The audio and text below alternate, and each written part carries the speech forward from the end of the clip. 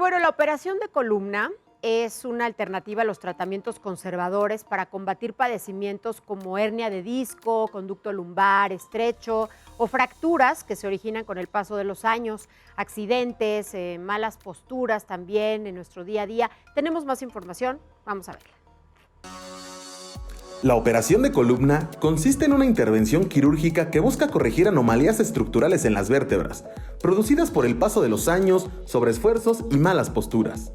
Esta cirugía permite descomprimir, movilizar, fijar y sustituir las estructuras vertebrales, especialmente cuando los tratamientos conservadores no brindan resultados.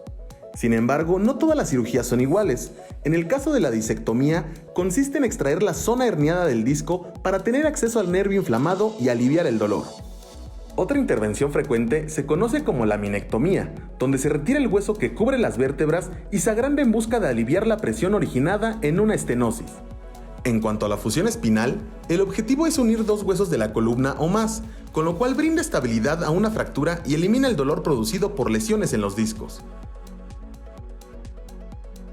Impresionantes las imágenes de una cirugía de columna. Y saludo esta mañana al doctor José Augusto Ruiz Gurría. Él es neurocirujano, especialista en columna. Y vamos a hablar precisamente de las causas para tenernos que someter a una cirugía de columna. Doctor, muy buenos días y muchas gracias por darnos esta entrevista a Código Salud. Hola, buenos días. Un gusto estar aquí con ustedes. ¿Cuáles serían las principales causas, doctor, para tenernos ya de verdad que someter a una cirugía de columna? Ok, la principal causa es pacientes con problemas de hernias de disco, que es uno de los padecimientos más comunes que existen en columna vertebral. ¿Sí? Y es básicamente en pacientes donde fracasa el tratamiento conservador. La mayoría de los pacientes que tienen una hernia de disco, su manejo inicial es reposo, manejo farmacológico para aliviar el dolor y terapia física. El 80% de sus pacientes van a mejorar con eso en un periodo de 10 a 20 sesiones de terapia física.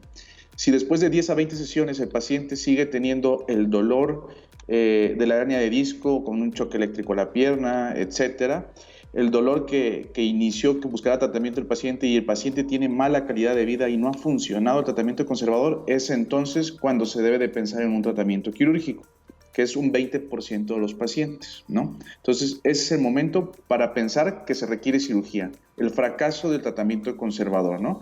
La cirugía como tal no es una alternativa al tratamiento conservador, sino es un complemento final cuando fracasan los manejos iniciales para controlar el dolor. Que además son dolores terribles, son dolores prácticamente insoportables, doctor, ¿no es así? Sí, son dolores terribles. Hay pacientes en la escala del 0 al 10, le preguntas al paciente del 0 al 10 ¿cuánto te duele? Bueno, te dice, no, me duele 100, 1000, 2000. Claro. O sea, no, ni siquiera lo cuantifican del 0 al 10, ¿no? Son dolores que verdaderamente están afectando la calidad de vida del paciente, no los dejan dormir, no los dejan trabajar, no los dejan tener una vida feliz y normal, ¿no? O sea, ese es el motivo para operarse, ¿no? Tienes un dolor que te está arruinando tu vida. Claro. Insoportable y tu calidad de vida es mala y ya hiciste tratamientos conservadores y no mejoras, entonces debes de pensar en una cirugía. Una vez que fracasa el tratamiento conservador, entre más tiempo tarde el paciente retrasando la decisión quirúrgica, peor es su pronóstico para recuperación, ¿no? Bien. O sea, si es un paciente que después de 2 meses, digámoslo así, de llevar terapia física, reposo, medicamentos, el paciente sigue con mucho miedo y no se quiere operar porque eso sucede frecuentemente y decide retrasar esta decisión 1 año o 2 años, su pronóstico para que mejore el del dolor va empeorando. ¿Por qué? Porque es tiempo que el nervio está lesionándose, que está con compresión y que a pesar de que uno haga la descompresión adecuada, si lleva demasiado tiempo el paciente con dolor, las expectativas de mejoría son menores. O sea, siempre mejoran, pero tal vez no se le quiten un 100% el dolor, tal vez se le quiten un 50, en un 60, un 70, 80%. Claro. Entonces, una vez que fracasa el tratamiento conservador, entre más pronto se tome la decisión quirúrgica, es mejor. Es mejor, efectivamente. ¿Cuáles son los principales tipos de cirugía de columna, doctor? Bueno, podemos dividirlo en 2 grandes grupos, ¿no? Uno es la cirugía convencional abierta, tradicional, y otro es la cirugía de mínima invasión. La cirugía de mínima invasión, asimismo, la podemos dividir en 2 grupos. Una es la endoscópica y una es la mínimamente invasiva tubular. Todas estas cirugías no es que una sea mejor que otra, todas tienen indicaciones, ¿no? En el caso de la cirugía tubular y endoscópica hay muchas cosas que ya se pueden hacer a través de esos procedimientos, siendo el de más mínima invasión el endoscopio, donde se hace una herida de 4 milímetros aproximadamente. ¿En dónde? ¿En el cuello? Bueno, depende de la zona. Si es una hernia de disco cervical, pues cervical. Si es una disco lumbar, lumbar, ¿no? Depende de la zona. Claro. Y son incisiones muy pequeñas donde las cirugías son ambulatorias. O sea, literalmente operas al paciente, terminas y se puede ir a su casa, ¿no? Ahora, no todos los pacientes son candidatos a este tipo de cirugías y en un momento dado tratar de resolver todo a través de un orificio de 4 milímetros puede llevar a no tener resultados satisfactorios. Entonces, existen pacientes que pueden ser muy buenos candidatos para una cirugía de mínima invasión, una cirugía endoscópica, ambulatoria, que se pueden ir ese mismo día a su casa. Pero existen pacientes que no son candidatos a ese tipo de cirugía y requieren un tipo de cirugía abierta. Con el avance de las técnicas quirúrgicas, cada día se requiere menos de la cirugía abierta convencional, pero al día de hoy sigue teniendo su papel porque hay cosas que no se pueden resolver con las otras. Definitivamente. Es importante, doctor, escuchar una segunda opinión antes de tomar la decisión de someterse a una cirugía de columna. Sí, yo creo que sí es muy importante tomar una segunda opinión, porque primero que nada, la mayoría de las cirugías de columna no son urgencias. La mayoría de las cirugías de columna son electivas. Es un paciente con dolor que va a hacer terapia física, etc. Entonces, que tiene el tiempo para tomar una decisión. Esa es en la mayoría de los pacientes. Entonces, sí es aconsejable tomar una segunda opinión.